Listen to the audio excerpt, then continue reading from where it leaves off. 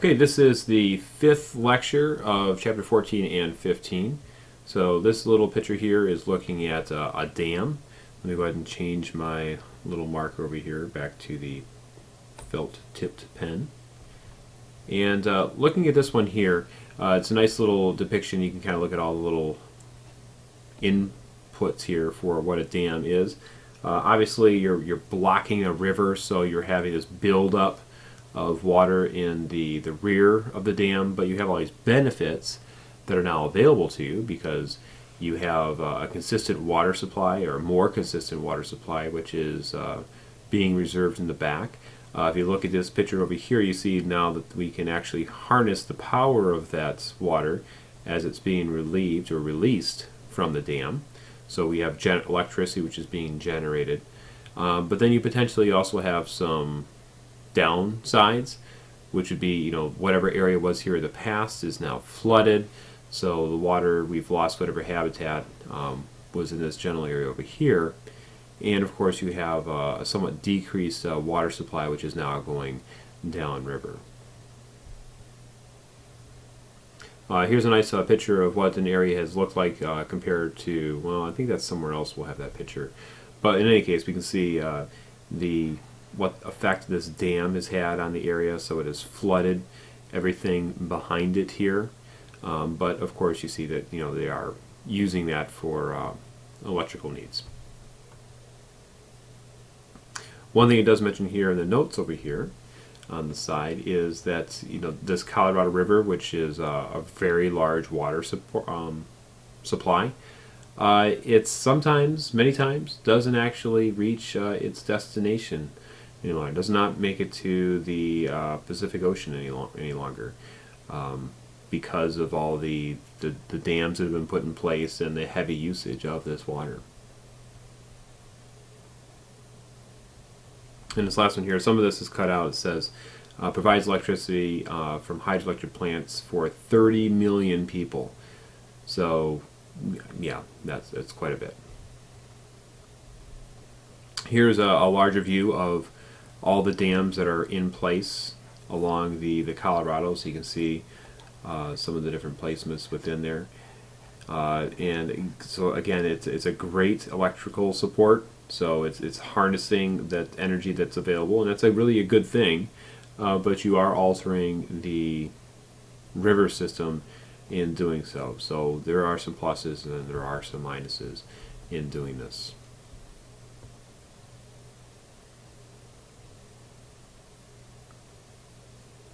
Okay, looking at irrigation, this is something you'll have to know for the test. But as far as the different types of irrigation that we have, this one here is actually the least efficient of the bunch, and compared to the next one I'll show you here in a second, I'm not sure necessarily why, but this method of furrow irrigating, so for example you have like these peaks and valleys in the system, so you have a high point and then you have a valley between these two high points, and then you release water that goes in between and kind of floods the area. So you can shut this off and you're only using so much water, but it's only 65% efficient, or up to 65% efficient.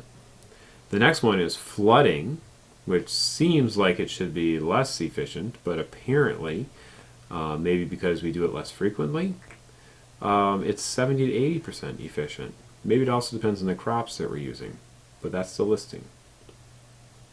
Third one in line is this spray irrigation. This was kind of that center pivoting system. So these wheels will turn and there's some center point, which I imagine is somewhere over here if that's that type. But the efficiency increases dramatically because we're only spraying on a direct location.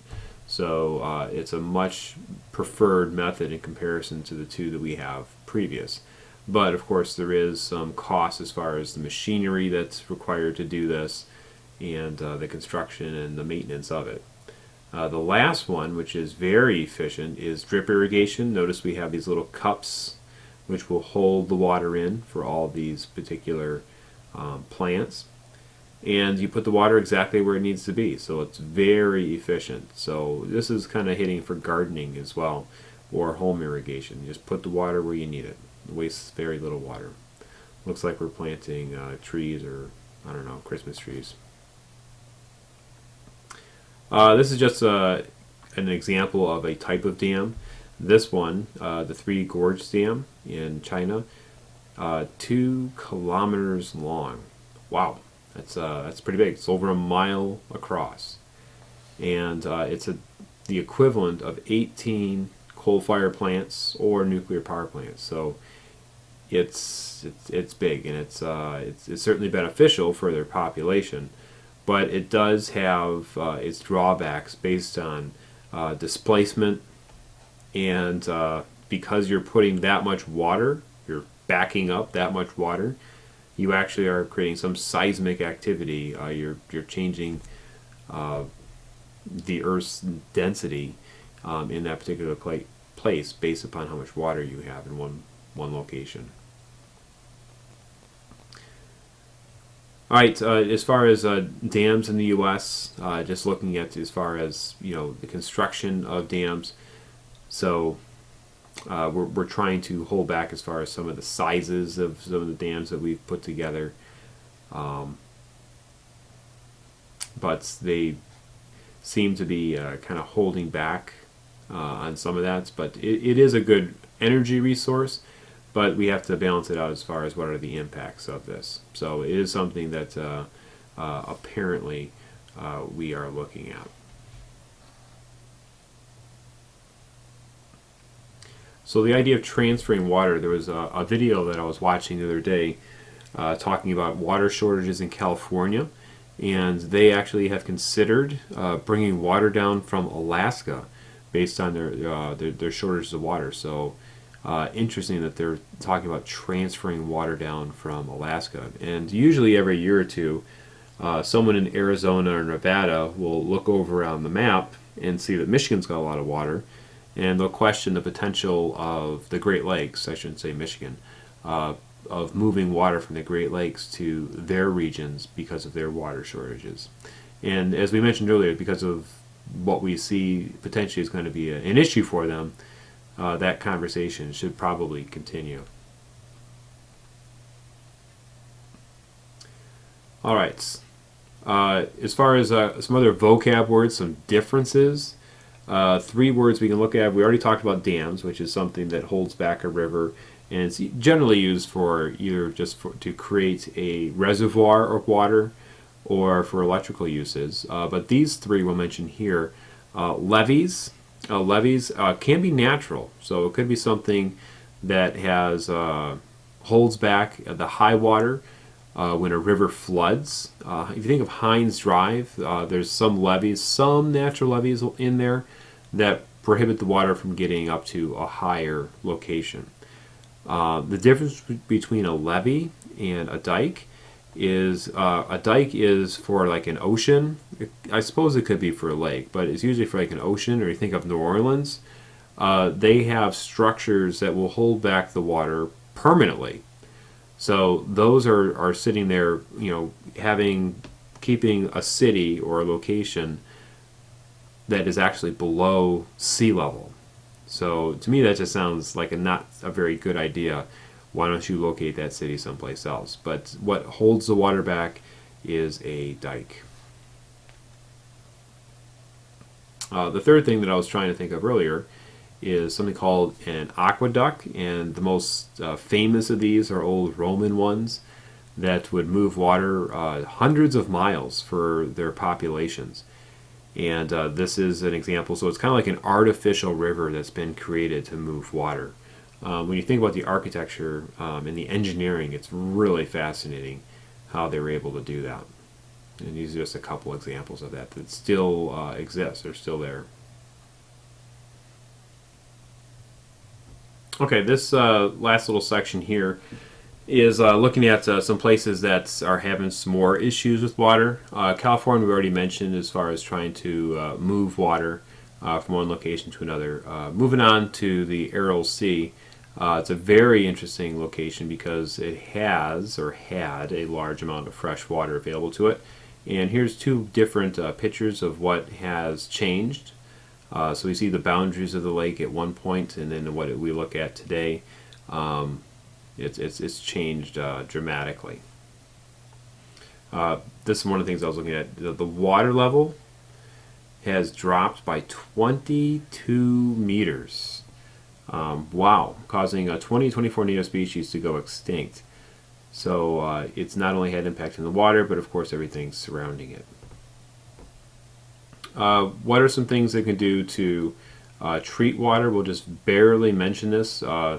Distillation is one way to remove salt from water, just by boiling the water, so separating the two in that way. Reverse osmosis is actually using pressure to push water through some type of a membrane, semi-permeable membrane, that pushes the water through on one side and the salt stays behind on the other. So some ways to save water. Well, don't use so much. That pretty much is the best way that we could save water or use less water, is just to be more efficient in our usage and take a look at the system that's distributing it and see what are some ways that we can be more efficient. One of the things it looks at, that was listed in the book, is the water is somewhat underpriced because of subsidies, and there's a lot of things that actually work in this way, and that gets kind of political. But if water had a true price to it, then it would probably be more, we probably wouldn't water our lawns quite as much. And this one cuts out a little bit here based on the screen size I have. It says that the lack of government subsidies for improving the efficiency for usage contributes to that water waste.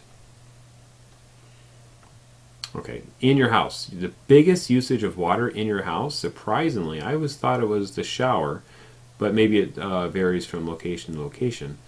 But it's actually toilet usage. So that's something to hold on to, that toilet usage, and it does, it uses a lot of water, which is why the government was so adamant on legally changing the types of toilets you can use. Now pretty much when you buy a toilet, you are maxed out at 1.28 gallons per flush, where the old ones, I believe, were about 3 gallons a flush. But something else which would definitely conserve water is the shower usage, either by time or the fixtures that we're using. Laundry use, there's lots of different washing machines out there that can definitely conserve water. And of course, how we use water in other places in the home, whether it's in irrigation or gardening, whatever. All right, some more usage. Ways we could kind of save water is, as we mentioned throughout this class, is what does nature do, and try to mimic that. One of the things, and I don't know if we have it on this one or not, is using gray water, which is not necessarily sewage, but using gray water for other uses, whether it be for irrigation or toilet flushes or something like that. So whether it was some water used for the dishes or laundry, whatever, if we could somehow reserve that, then it would be used a second time before it actually went out. The other problem is when we have this treated water that comes from Detroit, we use it for the lawn, and that's probably not a good use of all the resources that goes into it. So these are all some good examples. And that is the end of the lecture.